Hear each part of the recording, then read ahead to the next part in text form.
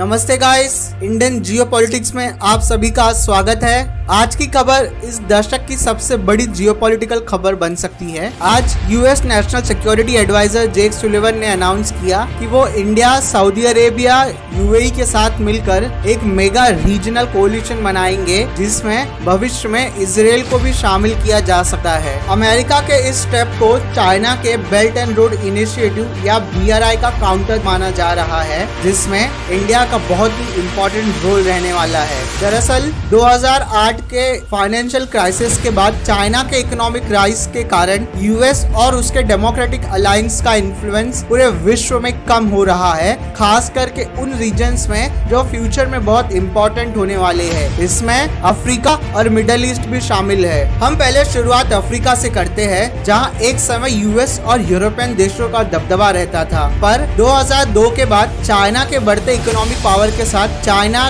ने अफ्रीका में एक लंबी छलांग लगाई है। आज अफ्रीका चाइना का सालाना ट्रेड लगभग $300 बिलियन का है और चाइना ने 2002 से 2022 तक अफ्रीका में लगभग $200 बिलियन इन्वेस्ट किया है। चाइना आज अफ्रीका में अमेरिकी निवेश का 2 गुना इन्वेस्ट करता है। आज अफ्रीका में 50% से ज्यादा सभी इंफ्रास्ट्रक्चर कॉन्ट्रैक्ट्स चाइनीज कॉन्ट्रैक्टर्स के पास जाते हैं और लगभग 10,000 चाइनीज फर्म्स अफ्रीका में प्रेजेंट है। इन सब के चलते कई सारे अफ्रीकन देश चाइनीज कॉलोनी बनते जा रहे हैं और इसलिए वेस्टर्न देश, खास करके यूएस को अफ्रीका पर ज्यादा फोकस करना पड़ रहा है। तो finally American president Joe Biden ने 2022 में 7 सालों बाद यूएस अफ्रीका समिट बुलवाई, जहां यूएस ने अफ्रीका में 3 सालों में लगभग $50 बिलियन निवेश करने की योजना बनाई है। अब यहां इंडिया यूएस के साथ मिलकर बहुत इंपॉर्टेंट रोल प्ले कर सकता है, क्योंकि इंडिया अफ्रीका टाइज ऑलरेडी बहुत तेजी से बढ़ रहे हैं और 2022 के अनुमान के अनुसार इंडिया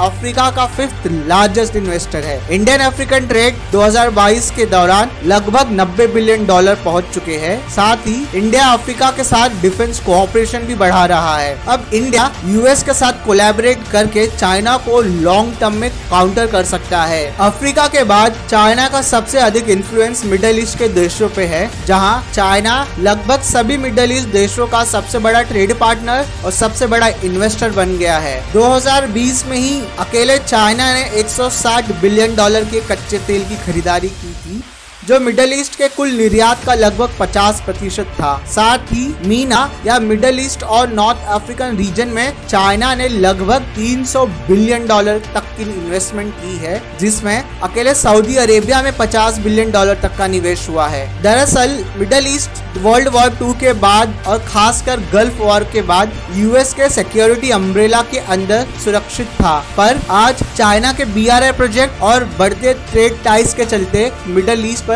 यूएस का इन्फ्लुएंस बहुत घट गया है। चाइना ने यहाँ तक सऊदीया को बैलिस्टिक मिसाइल टेक्नोलॉजी तक ट्रांसफर कर दिया है। मिडिल ईस्ट में बढ़ते चाइनीज इन्फ्लुएंस को काउंटर करने के लिए अमेरिका ने कई सारे स्टेप्स लिए, जिसमें उनका सबसे पहला फोकस इजराइल अरब इशू को रिजॉल्व करना था। इसका डायरेक्ट कॉन्सिक्वेंस 2020 का अब्राहम अकॉर्ड था, जिसमें अमेरिकी राष्ट्रपति डोनाल्ड ट्रंप ने एक मीडिएटर का रोल प्ले किया था। इसके चलते इजराइल और गल्फ देशों के रिश्ते डिप्लोमेटिकली नॉर्मलाइज हो गए। इसके बाद यूएस ने यूएई, इंडिया, इजराइल के साथ मिलकर I2U2 की स्थापना की, जिसमें इंडिया का बहुत इंपॉर्टेंट रोल था। इस कॉर्पोरेशन का पर्पस इन चारों देशों के बीच technology corporation, global supply chain resilient और फूड सिक्योरिटी इंश्योर करना था। यहाँ भी इंडिया एक इम्पोर्टेंट पिलर है। I2U2 की इम्पोर्टेंस इन शब्दों में समराइज की जा सकती है। अमेरिका के पास ग्लोबल इन्फ्लुएंस है,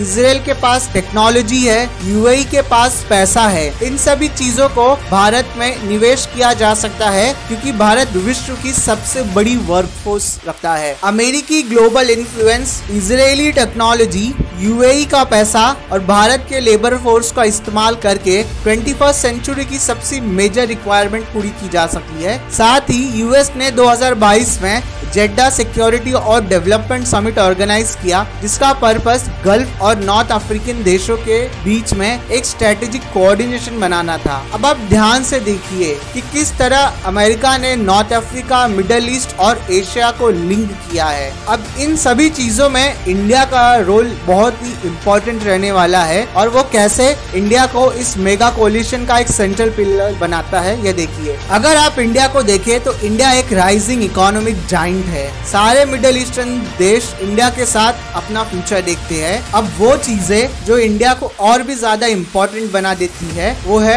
सबसे पहला Indian diaspora. Indian diaspora middle east की सबसे बड़ी डेमोग्राफिक कम्युनिटी है। आज अकेले मिडिल ईस्ट में लगभग 80 लाख इंडियंस रहते हैं। यह Indian diaspora India middle east relation को एक अगले स्तर पर ले जाती है। सेकेंड सबसे इम्पोर्टेंट चीज इंडियन इकोनॉमी है। इंडिया आज फास्टेस्ट ग्रोइंग मेजर इकोनॉमी है और 2028-2029 तक विश्व की तीसरी सबसे बड़ी इकोनॉमी बन जाएगी। हर छोटे कंट्री की बड़े इकोनॉमिकली ग्रोइंग कंट्री के लिए एक सेक्स अपील रहती है, और इसी कारण सभी मिडिल ईस्ट देश भारत से अपने रिश्ते और प्रचंड करना चाहते हैं। तीसरी सबसे बड़ी चीज इंफ्रास्ट्रक्चर है। इंडिया आज वर्ल्ड में सबसे अधिक इंफ्रास्ट्रक्चर प्रोजेक्ट्स बनाने वाला देश है, चाहे फिर वो रोड्स हो, रेलवे हो, एयरपोर्ट्स हो, रोपवे हो, वाटरवे हो, मेट्रो हो, रीजनल रैपिड ट्रांसपोर्ट हो, बुलेट ट्रेन हो, mega cities, smart cities, you name it and you will get it in India. आज इंडिया के पास चीप वेज में लार्ज स्केल इंफ्रास्ट्रक्चर बनाने की कैपेसिटी है। इंडिया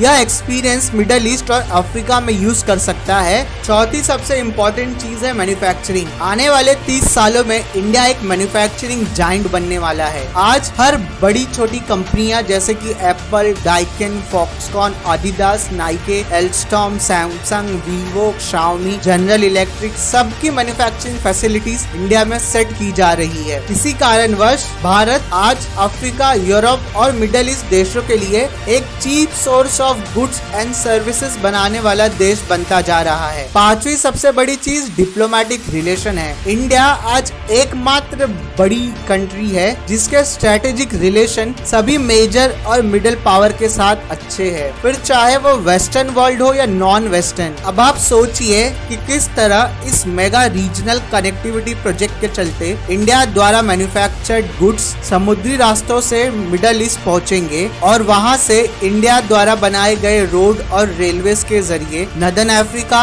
मिडिल ईस्ट और यहाँ तक कि यूरोप तक सप्लाई किए जा सकते हैं। इन सभी कारणों से यूएस मिडिल ईस्ट में एक स्ट्रेटेजिक पर्सपेक्टिव से इंडिया को चाइना का काउंटर वेट बनाने में लगा है। लॉन्ग टर्म में इस स्टेप से इंडिया नेचुरली चाइना का बेटर अल्टरनेटिव बन सकता है। अधिक जानकारी के लिए जुड़े रहे और आपके अपने चैनल इंडियन जियोपॉलिटिक्स को लाइक, सब्सक्राइब और शेयर करना मत भूलिए। जय हिंद।